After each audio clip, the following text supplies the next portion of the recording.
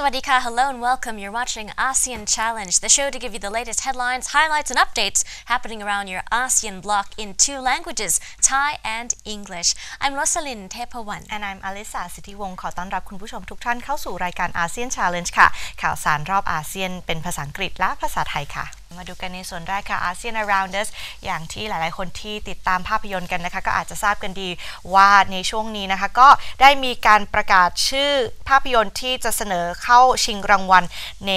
รางวัลลูกโลกทองคำนั่นเองนะคะซึ่งในส่วนของใน category ที่เรียกว่า foreign language หรือว่าในภาษาต่างประเทศนั่นเองนะคะก็มี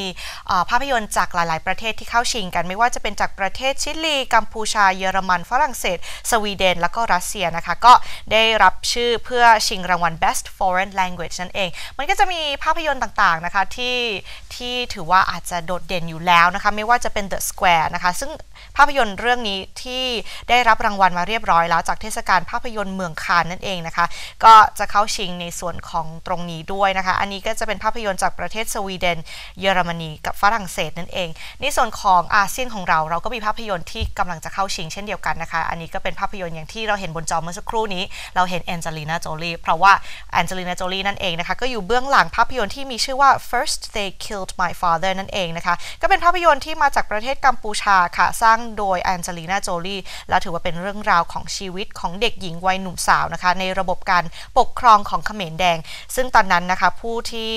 เสียชีวิตเนี่ยเกือบ2ล้านคนเลยทีเดียวก็เป็นเรื่องราวที่เกิดขึ้นในอดีตนั่นเองค่ะใช่ค่ะแล้วแองเจลีน่าก็ได้ร่วมมือกับท่านผู้นี้นะคะซึ่งก็ได้เผชิญกับปัญหาช่วงสงครามแล้วก็ช่วงคาเมรูชนั่นเองซึ่งก็ได้พาครอบครัวหนีนะคะแต่ว่าหลายคนก็ไม่รอดนะคะเราก็ได้เห็นตามรอยของคุณลุงอุงนั่นเองในการเอาตัวรอดในสถานการณ์ที่คับขันมากๆค่ะซึ่งก็เป็นการถ่ายทำที่โดดเด่นมากๆในสายตาของกรรมการนะคะได้รับการโหวตให้เป็นหนึ่งใน nomination ของ Golden Globes นั่นเองเราก็จะคอยติดตามดูนะคะว่าได้ชนะหรือเปล่าวันที่7เดือนหน้าค่ะถูกต้องค่ะสำหรับเรื่องราวนี้นะคะอย่างที่เราเห็นกันในขนาดนี้คือภาพยนตร์เรื่องนี้ค่ะ First They Killed My Father เนี่ยสร้างขึ้นจากหนังสือเล่มหนึ่งที่คุณลุงอุงเนี่ยค่ะก็ถือว่าเป็นนักเขียนสตรีชาวเขมรเนี่ยได้เขียนเอาไว้มาเรียบร้อยแล้วก็มาเป็นการทำภาพยนตร์ต่อเนื่องกันมานะคะซึ่งเรื่องราวในหนังสือเนี่ยค่ะก็จะเป็นการเขียนเกี่ยวกับชีวิตการรอดจากยุคของพวกเขมรแดงนั่นเองนะคะก็เป็นประสบการณ์ของตัวเองในวัยเด็กของเธอซึ่งทางลุงอุงเนี่ยค่ะก็ได้เล่าว่าในช่วงปี1975ถึง1979เนี่ยคนเขมรได้เสียชีวิตไปประมาณเกือบ2ล้านคนก็เท่ากับประมาณ1ใน4ของประชากรของประเทศเลยทีเดียวก็ไม่ว่าจะเป็นการเสียชีวิตจากการประหารโดยพวกเขมรแดงรวมไปถึงการอดอยากโรคภัยเจ็บต่างๆนะคะหรือว่าจะเป็นการบังคับใช้แรงงานเนี่ยก็เป็นเรื่องราวของเธอนั่นเองซึ่งในช่วงยุคนั้นนะคะที่ได้เจอกับปัญหาเรื่องการล้างเผ่าพันธุ์นั่นเองนะคะก็เกิดขึ้นตอนที่เธออายุประมาณ5ขวบนั่นเองเธอมีพี่น้องทั้งหมด6คนก็ถือว่าโชคดีมากที่เธอสามารถที่จะรอดออกมาได้แล้วก็ได้มาเขียนให้พวกเราได้เห็นกันในขณะนี้ใช่ค่ะนอกเหนือจากนั้นก็มีเรื่องอื่นๆด้วยนี่ที่เข้านะคะไม่ว่าจะเป็นจากประเทศอื่นๆไม่ใช่แค่ The Square กับ First They Killed My Father มีเรื่องอื่นด้วยนี่ค่ะใช่ค่ะจากประเทศอื่นๆอย่างเช่นประเทศชิลีนะคะจะมีเรื่อง Fantastic Woman ซึ่งก็จะเป็นคนละgenre คนละแนวเลยนะคะเพราะว่าพูดถึงผู้หญิงประเภท3นะคะที่เพิ่งเลิกกับสามีเพิ่งเลิกกับแฟนซึ่งหลังจากนั้นนะคะก็ได้เจอเหตุการณ์ที่ท้าทายมาตลอดชีวิตนะคะก็จะเป็นการเรื่องราวเล่าถึง Fantastic Woman นั่นเองก็มีเรื่องอื่นด้วยนะคะจากประเทศรัสเซียแล้วก็ประเทศเยอรมันด้วยคนละสไตล์เลยนะคะเรื่องจากรัสเซียชื่อ Loveless ก็เกี่ยวกับคู่สามีภรรยาที่เลิกกันหลังจากลูกชายได้หายตัวไปซึ่งก็จะเป็นแนว mystery นะคะเป็นปริศนาจากเยอรมันก็จะมีเรื่อง In the Fate ที่ได้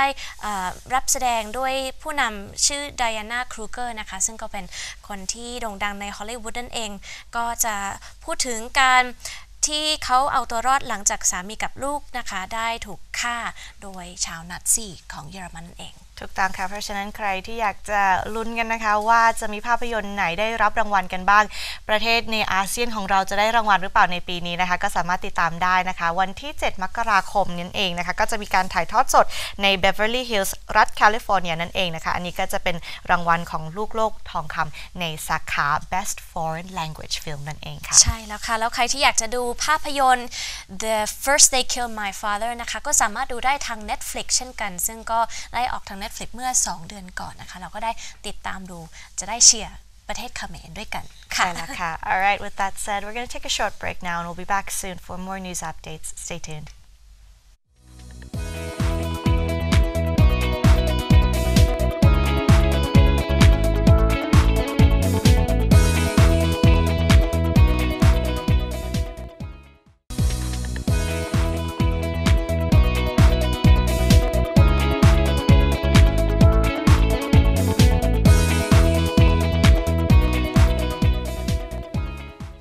Welcome back to the program. Into ASEAN Challenge, we head over to ASEAN Hot Issues now to talk about the latest developments around ASEAN this week and beyond. Starting off with what's going on in Indonesia. In the latest move here, thousands of protesters had come out earlier to protest the latest move by U.S. President Trump to recognize Jerusalem as Israel's capital. This has, in return, created a domino effect happening around the Muslim community worldwide, including ASEAN, especially Indonesia. That's right. So the action or the protest taking place in Indonesia occurred outside of the U.S. Embassy in the Indonesian capital. This occurred on December 11th against the U.S. president, as you had mentioned. Now, protesters were out there shouting, "God is great," as they held up placards and posters urging fellow Muslims to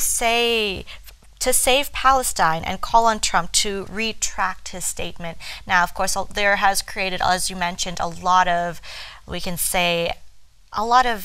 disruption in communities around the world, and you've mentioned it's become a domino effect, and it affects Indonesia because Indonesia is considered as the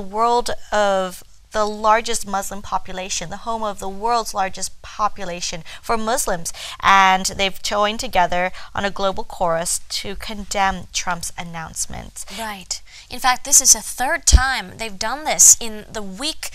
less than a week after Trump announced this. And so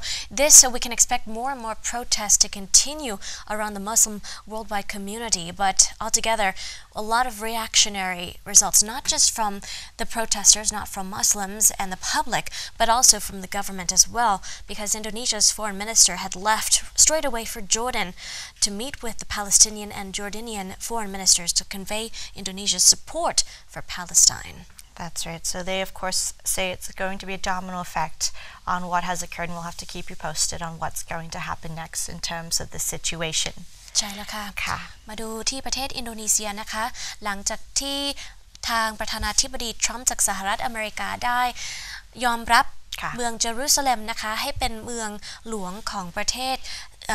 อิสราเอลนะคะก็นับว่าได้เกิด domino effect ทั่วโลกชาวมุสลิมนะคะโดยเฉพาะที่อินโดนีเซียซึ่งคนออกมากันเป็นพันคนเพื่อที่จะประท้วงการยอมรับครั้งนี้ค่ะถูกต้องค่ะการออกมาประท้วงในครั้งนี้นะคะก็เกิดขึ้นหน้าสถานทูตสหรัฐในกรุงจาการ์ตานั่นเองค่ะก็ชาวอินโดนีเซียนั้นสนับสนุนการเคลื่อนไหวของกลุ่มปาเลสไตน์มาโดยตลอดและไม่เคยมีการสถาปนาทางการทูตใดๆกับอิสราเอลเลยนะคะก็เกิดความไม่พอใจนะคะซึ่งประเทศอินโดนีเซียเนี่ยก็ถือว่าเป็นประเทศที่มีประชากรมุสลิมที่ถือว่าเยอะที่สุดในโลกเลยทีเดียวนะคะแล้วก็นักวิชาการต่างๆก็บอกว่าเหตุการณ์ที่เกิดขึ้นเนี่ยเกิดความไม่พอใจในรูปแบบของลูกโซ่นั่นเองเราก็ต้องติดตามดูว่าจะมีผลอย่างไรกันต่อทั่วโลกเลยทีเดียวใช่ค่ะแล้วก็มาดูนะคะว่าจะมีการตอบรับหรือว่าตอบยังไงจากโดนัลด์ทรัมป์นะคะซึ่งก็ยังเกิดเหตุการณ์แบบนี้เรื่อยๆนะคะเราก็จะคอยอัปเดตเรื่อยๆอย่างที่บอกค่ะ but in other news though still in Indonesia we have some other updates concerning a epidemic that's happening around Indonesia a 42% increase of diphtheria it's a bacterial disease that can be caught through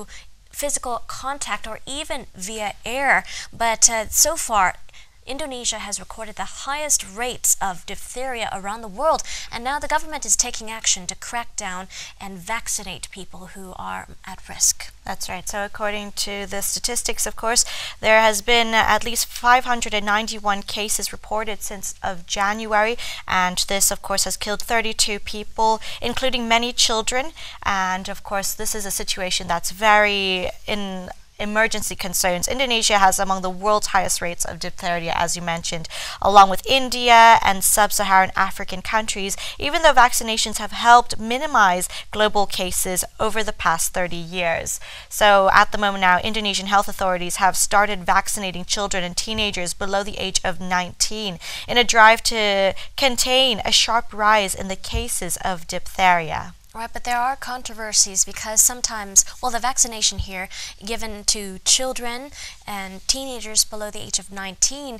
could create a bit of a controversy because the vaccination itself may contain traces of pig DNA, for example. It's forbidden by Islam. So many people are concerned about receiving this vaccine, and also not just that, but the safety of the vaccine and its effectiveness as well. So this vaccine, compared to its contents, could still create a lot of controversies in the future for diphtheria. That's right. So we're going to have to see what's going to happen in terms of that. But they are trying to contain the disease, of course, and hopefully they're trying to get as many people vaccinated as possible in order to minimize the risk of diphtheria in their country. Right, the most important priority at the moment. So we'll keep you updated on those developments coming from Indonesia. ใช่แล้วค่ะในส่วนของข่าวต่อไปนะคะยังอยู่ที่ประเทศอินโดนีเซียนั่นเองค่ะซึ่งทางรัฐบาลอินโดนีเซียเนี่ยก็ได้จัดโครงการมอบวัคซีนป้องกันโรค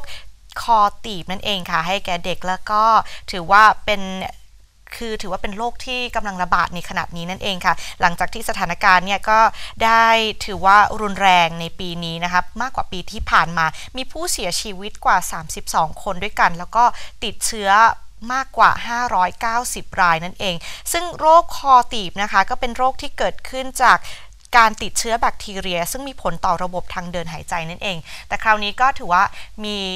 เรื่องราวที่ถึงแม้ว่าทางรัฐบาลเนี่ยอยากจะให้หลายคนออกมาฉีดวัคซีนแต่ว่าในส่วนของวัคซีนเองเนี่ยมีส่วนประกอบของ DNA ของหมูนั่นเองนะคะก็อาจจะมีปัญหาในส่วนของประชากรมุสลิมก็ต้องระมัดระวังกันในเรื่องของโรคแต่ว่าอย่างไรก็ตามบางคนก็ไม่อยากจะออกมาฉีดตัวนี้เพราะว่าอย่างที่บอกกันว่ามีเชื้อของ DNA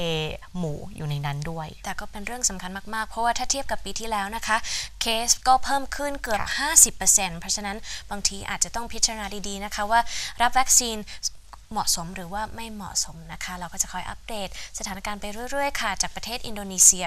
but coming on a similar note from the Philippines also another immunization program that has received a lot of controversy has been suspended for the time being due to a recent report that says the vaccine itself may have triggered uninfected or you could say severe cases of dengue and severe cases of health risks in people who have been unaffected by dengue. That's right. So there's a vaccine that has come out in the Philippines and approximately 830,000 people have received this vaccination. Now, following the latest news updates in terms of this vaccination, of course, it has been reported that this vaccine also poses risk to the people who have received the vaccination. Luckily, of course, no one has lost their lives due to these risks. However, the Philippine Senate panel told Sanofi officials on Monday, December 11th, that it does not want what they call half a drug. So we quote half a drug in terms of it probes a $59 million dengue vaccine deal, and it has risk to that many people in the country. Right, so far it seems that there are a lot of accusations involving this immunization program that's quite massive, involving the entire country and potentially, but also, of course, a lot of young people as well. But there have been accusations that the program itself had dealt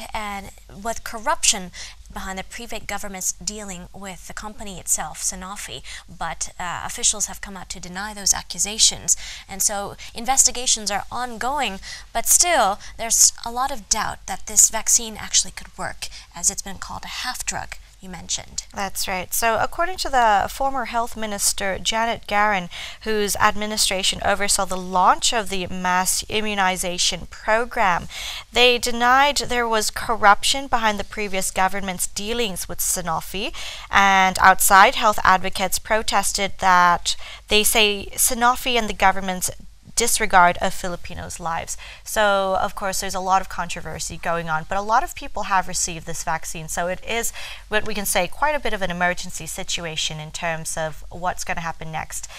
with, of course, dengue fever being let's say, quite a dangerous disease as well. Right, indeed, and being very prevalent in the Philippines right now, it's something to quickly consider and prioritize. ใช่แล้วค่ะมาดูกันต่อที่ประเทศฟิลิปปินส์กันบ้างนะคะซึ่งอย่างที่เราอาจจะทราบกันเมื่อช่วงก่อนๆนะคะในช่วงต้นเดือนที่ผ่านมานั่นเองนะคะว่ามีวัคซีนตัวหนึ่งค่ะที่มาจากบริษัท Sanofi นั่นเองนะคะที่เป็นวัคซีนสำหรับไข้หวัดใหญ่ไข้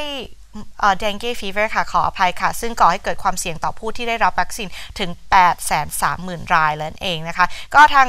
ปัจจุบันนี้ค่ะทางคณะกรรมการวุฒิสมาชิกของฟิลิปปินส์เนี่ยค่ะก็ได้เปิดเผยกับทางเจ้าหน้าที่ของ Sanofi เมื่อวันจันทร์ที่11ธันวาคมที่ผ่านมานะคะว่าไม่ต้องการยาที่ไม่มีประสิทธิภาพนั่นเองก็อย่างที่บอกไปว่าหลังจากที่ประชากรจำนวนมากเลยทีเดียวได้รับกับวัคซีนตัวนี้แต่ว่าเกิดการเสี่ยงนะคะแล้วก็จำนวนเงินเนี่ยก็มีมูลค่า59ล้านเหรียญเลยทีเดียวใช่ค่ะก็นับว่าเป็นโครงการที่น่าสงสัยในกลุ่มประชาชนนะคะซึ่งก็ออกมากล่าวหาว่ามีการเกี่ยวข้องเดียวใต้โต๊ะหรือเปล่ากับรัฐบาลที่แล้วก็บริษัทนี้ซึ่งก็ออกมาปฏิเสธว่ามันไม่ใช่อย่างนั้นเพราะฉะนั้นเราจะคอยติดตามเรื่อยๆนะคะดูซิว่ามีข้อสรุปอะไรบ้างกับจากการสอบสวนนะคะ But in the meantime, updates coming from the Philippines still in other news on a lighter note, but perhaps relating to a lot of historical impact and importance here. An important statue has been erected in Manila on Friday to remember important groups of people back during the World War II situation, comfort women in the Philippines. A statue of a woman blindfolded has been erected that's about 2 meters high. Bronze statue, quite beautiful. That's right. So this monument is a reminder of the Filipino women who were victims of abuses during the occupation of the Japanese forces from 1942 to 1945. It took a while before they came out into the open to tell their stories. Read the inscription on the monument itself. Now this one is a woman in Maria Clara, a traditional Filipina gown. So as we can see in the footage at the moment, this is a statue in order to remember those women who were forced into sex slaves by the Japanese soldiers during World War II. Right, around 200,000 of them were forced into this kind of slavery by the Japanese military and much more. And it's been 76 years since the event took place, since the Japanese invasion of the Philippines back in 1941. So it's about time that they've erected such a statue. But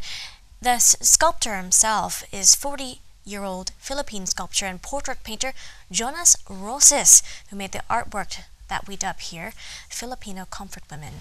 That's right. So it can be estimated that up to 200,000 women in their teens from Asian countries, including South Korea, China, Indonesia, and the Philippines, were forced into sex slaves by the Japanese military at the time. And to keep alive the memories of the comfort women, similar statues in South Korea, China, and San Francisco of the United States have also been erected as well. Right, and so a very commemorative event, an important one as well, 76 years later. ใช่แล้วค่ะมาดูกันในส่วนข่าวต่อไปที่ประเทศฟิลิปปินส์กันนะคะอย่างที่เราเห็นกันในขณะนี้นะคะทางฟิลิปปินส์ค่ะได้เปิดตัวรูปปั้นที่มีตัวแทนเป็นถือว่าเป็นตัวแทนของโสเภณีหญิงนั่นเองนะคะในกรุงมะนิลาเพื่อระลึกถึงหญิงที่ถูกบังคับให้เป็นทาสเซ็กส์โดยทหารญี่ปุ่นในช่วงสงครามโลกครั้งที่2นั่นเองรูปปั้นดังกล่าวที่เราเห็นในขณะนี้นะคะก็เป็นรูปปั้นที่ทำด้วยทองสมฤทธิ์สูงประมาณ2 เมตรนั่นเองค่ะก็ได้นักจิตรกรชาวฟิลิปปินส์นะคะเป็นผู้สร้างชื่อว่าโจนาสโรยส์นั่นเองค่ะใช่ค่ะก็ได้เปิดตัวสถาปัตยกรรมนี้นะคะหลังจากเหตุการณ์เกิดขึ้น76ปีซึ่งก็คล้ายๆกับสแตชูหรือว่าสถาปัตยกรรมที่ประเทศอื่นอย่างเช่นเกาหลีใต้เมืองจีนแล้วก็ซานฟรานซิสโกที่สหรัฐอเมริกาด้วยค่ะ And with that, we still remain in the Philippines for some more updates in other news, more towards Duterte and politics this time. Some activists have come out to declare that Duterte's leadership is actually becoming a looming dictatorship in another recent protest, as thousands of activists have come out to stage a demonstration against him in saying that he has violated human rights so far and are calling for his downfall. That's right. So in this protest, of course, left-wing activists called for Duterte's downfall, and what they did was, of course, there was a setting of a huge cartoon of the controversial leader with more of a demonic eyes, and they set light and fire onto it as well. Staged on International Human Rights Day, they accused the firebrand leader of setting up a dictatorship amid thousands of alleged extrajudicial killings of suspected drug addicts and human rights advocates. Right, so far around 4,000 of those suspects and suspected addicts have been killed in police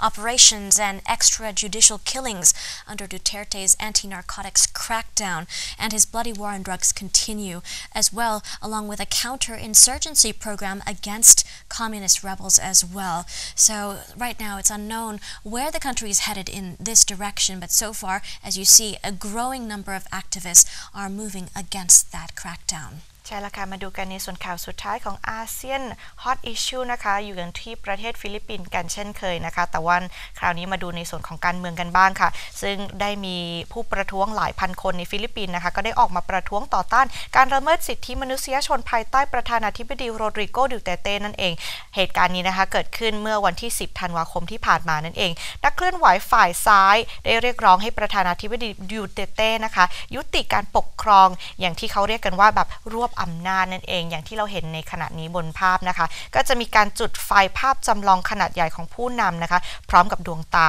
ที่ถือว่าชั่วร้ายเลยทีเดียวใช่ค่ะก็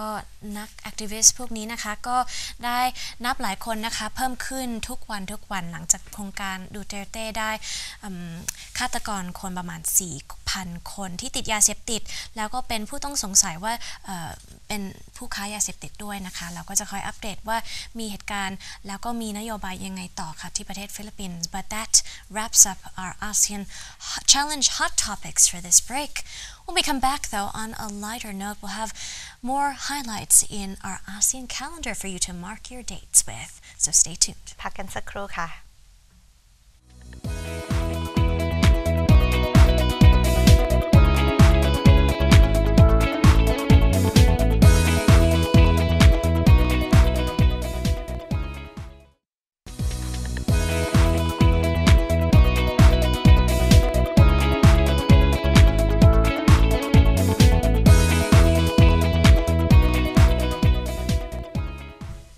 Welcome back to the program. Up next is ASEAN calendar with many holidays and important dates to mark your calendars with. ใช่แล้วค่ะกลับเข้าสู่รายการ ASEAN Challenge ในช่วงนี้นะคะ ASEAN Calendar ไปดูกันว่าท้ายปีแบบนี้มีอีเวนต์อะไรที่น่าสนใจกันบ้างค่ะ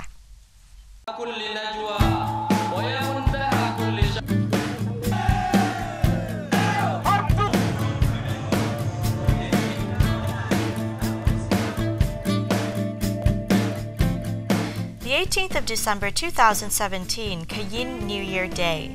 The Kayin, also known as the Karen, are a people of Myanmar who constitute about 7% of the population. Kayin New Year does not occur in 2018, however this holiday takes place twice in 2019. The number is approximately 7 million, making them the third largest of Myanmar's many ethnic groups. They reside in Kayin State and have long claimed the right to form an independent nation. When Burma became independent of Britain in 1948, they refused to sign the Panglong Agreement, by which Burma became a single, unified nation. Their war of resistance is one of the longest in the world, and many of them are now displaced in neighboring regions of Thailand. Kayin New Year has been a public holiday in Myanmar since 2009, but it has been celebrated since 1938. The date of Kayin New Year varies because the Kayin use a lunar calendar. The New Year comes on the first day of Payatho, the month that comes at the end of rice harvest time. The Kayin base the timing of New Year's Day on their calendar on the beginning of their historic migration from Mongolia to Myanmar over 2,700 years ago. While they have never had independent status, they have long desired it and have kept up their distinctive traditions through the centuries. Kayin New Year is a time during which the Kayin celebrate this unique cultural heritage and promote the preservation of their language, literature, and other traditions. One tradition for Kayin New Year is consuming steamed sticky rice to celebrate the new rice harvest. Another is wearing traditional clothing consisting of woven tunics pulled over red longis and visiting friends and families throughout the local area. Yet another is holding dancing contests where Kayin dances and songs are performed. You will also see the flag of Kauthule, the dreamed of independent Kayin state, prominently displayed. Especially in the Kayin capital, Pa'an, there will be an abundance of Kayin New Year events. The Kayin flag will be raised at dawn in Pa'an, and dancing, rice-eating, speeches, student award ceremonies, and exhibits on Kayin history will all follow. The celebrations of Kayin New Year in Pa'an sometimes continues for days on end. While Kayin New Year is an ethnic-specific holiday, it is also a public holiday and is celebrated all over Myanmar. Kayin Christians and Buddhists both observe the day, and many tourists take part in the celebrations as well.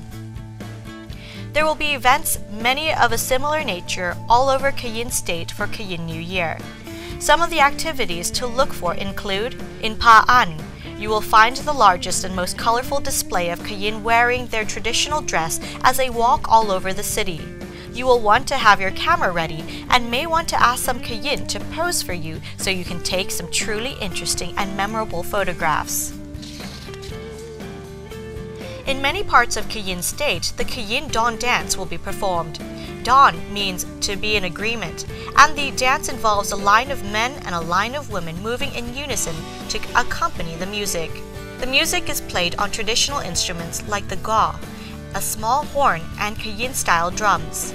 The dance participants will sing lyrics that espouse Kayin values and take pride in Kayin culture. You should also look for the Kayin bamboo dance. This dance is very similar to the bamboo dance of the Chin people, also resident of Myanmar, but the Kayin version is much more well known and is popular all over the nation. A bamboo lattice work is laid on the ground and the dancers must make quick steps in and out of the bamboo sections. The time and speed involved means that it takes quite a bit of practice to become skilled at the Kayin bamboo dance. The Kayin use this dance for ceremonies on Christmas, at pagoda festivals, and at church events besides for Kayin New Year events.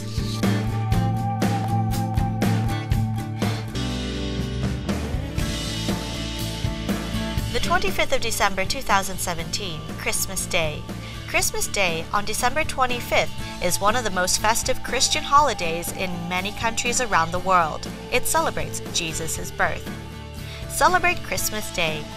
Christmas Day is a holiday in many, but not all countries. Many homes have Christmas trees and other decorations in the weeks leading to Christmas Day. Some workplaces hold Christmas parties prior to December 25th. Festive activities include exchanging presents, singing Christmas songs, going to parties. It's a special time when children get presents from family, friends, and Santa Claus or Father Christmas. Christmas cards are also given or sent out prior to Christmas Day.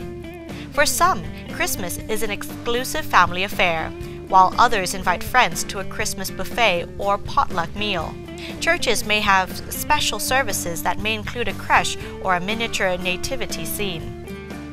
What is opened or closed? Christmas Day is a public holiday in many countries worldwide, including Australia, Canada, the United Kingdom, and the United States. Government offices, educational institutions, many businesses, and post offices are closed on this day.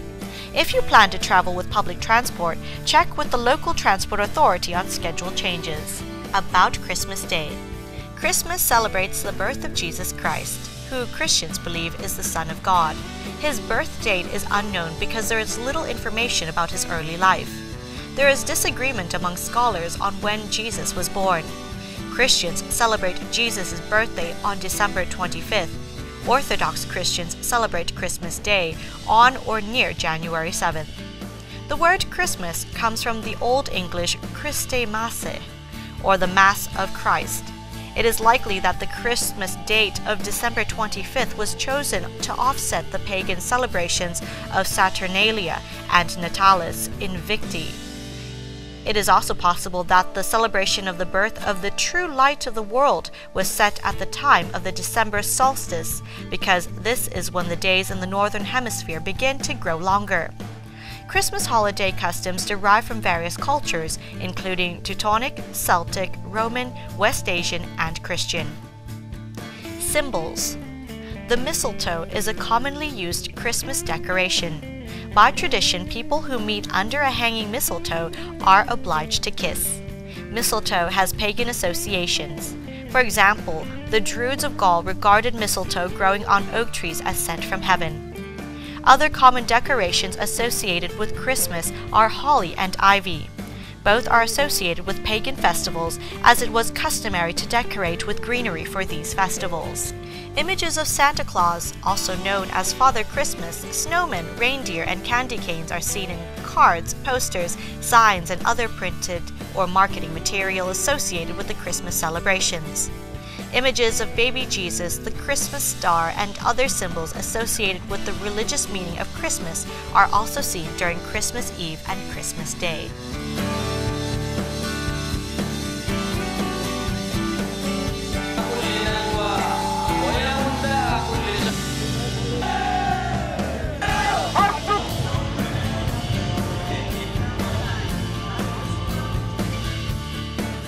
And those are the events to mark your calendars with. With that said, we're going to take a short break and we'll be back soon.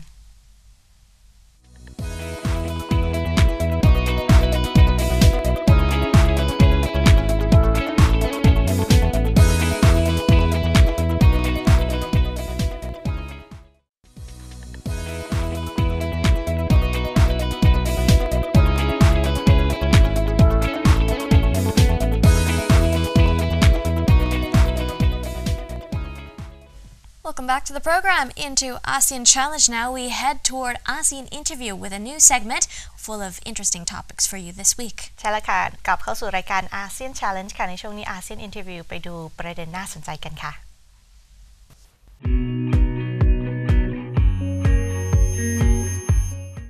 Hello and Sadika. You're here again with Pamma for ASEAN's interview show, and today we have yet another interesting interview with Mr. Nicola Frughetto from Italy, who is a student and a researcher here in Rangsit University. So let's get started to hear out his insights. So let's start and welcome Mr. Nicola. Hello and welcome to the show, Mr. Nicola. Hi, Sadika. How are you today? I'm very good. So happy to have you here for the show. And I heard you're conducting a research work on ASEAN community. Yes. So it's pretty interesting to hear. So could you mind sharing about? Of course, I would love to share my information with you. Since also I'm exchange student here in an Asian country, so I'm really pleased to share my information and conduct your interview with you today. Thank you. From how do you see ASEAN community from a perspective of an European standard? How is ASEAN community in your eyes? I think Asian community is really important for each member state because it's a really good opportunity to grow together, to improve standard of living for all member states and higher its standards for all. In the region. I see. Very interesting. It's sort of like to improve the living standard of the member states. Thank you. So how is it different from European Union? Is it same, or do you feel it's like sort of different from European Union community? I think the context in which the development of integration is going on is completely different, because the European Union was born on the last years of the World War II, and there's a common history on it, and also common identity, and especially we are linked by the Christian religion, where in the case of ASEAN we have much more diverse countries on this field, and also we have different religions, Christian countries such as Philippines, Muslim countries such as Malaysia, Indonesia, and of course also Buddhist countries such as Thailand, and we know all of it. So you meant to say the difference is in the diversity. It's and really the, diverse, okay. really diverse. Okay, so now speaking of which, get back me to the question of people-oriented. They say ASEAN is more of a people-oriented, where European Union is sort of like institutionalized. How important do you feel is the institution to be more of people-oriented than the systematic institution? I think that the idea to divert Asian integration toward more people-oriented is really good thing, especially consider the already mentioned diversities, but also right now the institutional approach is not working that well in the EU. So I think pioneering a new system of regional integration in ASEAN, such as people institution, would be a really good opportunity for all Asian countries. Okay, very diverse and a very interesting insight. So, and also looks like the European Union and ASEAN has a lot of difference. So do you feel, since you are an expert, almost an expert on this study, so do you feel each community has something to learn from one another? Yes, every identity and also every country should have their voice in the process of integration. In Europe, we had I think a nice and good integration of identity and culture, but like when it comes to the real matters of the integration, such as the economic integration was right now it's not that easy, because after the economic crisis was not really good tackled by the European institutions. So I really hope that in the Asian case we'll get a different perspective, like more solidarity and more communication on that level. So I think on the identity perspective was good thing, but on the economic one there was not much room for discussion. Okay, I see. So any particular ASEAN ways that you really liked, or that you want to talk more about, or maybe make it to the main focus of your research study? Any particular ASEAN ways? The ASEAN way is like this region, the ASEAN, has really big potentials for many fields, and right now I think is I don't think it's like the statistics, they suggest that it has the strongest growth in the world, and the business is going well beyond its expectations, and living standards are improving dramatically over the last years. So there's huge room for opportunities in this area, and each country should get its best to get together and grow together with solidarity and harmony. Very impressive, yeah. And so let's talk about more about the ASEAN way of flexibility. They say be it in terms of conflict resolution, or be it in terms of even economical integration, there is a flexible way that is known as ASEAN way, and which is known very well, starting from the single market currency rule, where ASEAN doesn't have a very like limited or fixed currency. They are in their freedom to use their own currency. So you have any comments to make on this? I can say that to have a really deep economic integration, a single currency is required.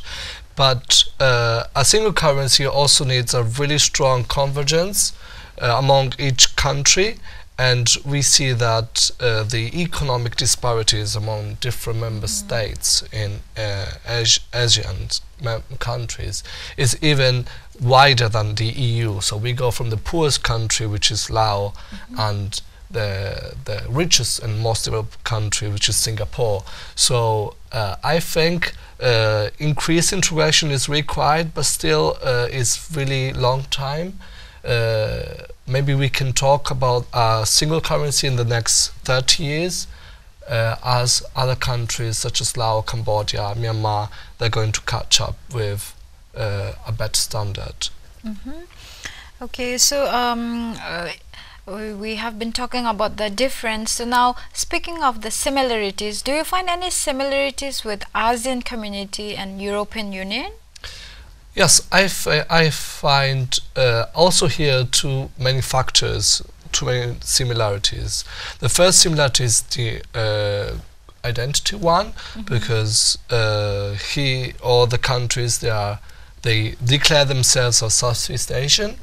In the case of EU, they all declare themselves at least geographically European. And the second is the willingness to get together, because as globalization is bringing us many challenges in trade, cultural, and also identity, international trade is also more regionalized. So a really closer connection and link between its neighbors, our main trading partners, is required, and ASEAN is a perfect way to bring all these factors together and grow and improve together. I see. So how far are you with your research? Like how far has it come up with the study? Actually, I'm not even started yet, because I'm doing my semester here in Rangsit University, and after I will go back to my country, conduct the research. So right now I'm at the stage of acquiring knowledge, and also informations. But my main focus is on the economic inequalities among Asian countries, and especially the sustainability of these inequalities in the really long run. Okay, impressive. So I hope you work on your research and then find a validity study. And thank you. So that was it for today's interview. Thank you so much for coming, and then wish you all the best for your research, and I hope you get adequate research materials that would assist you. Thank you so much for coming. Thank you.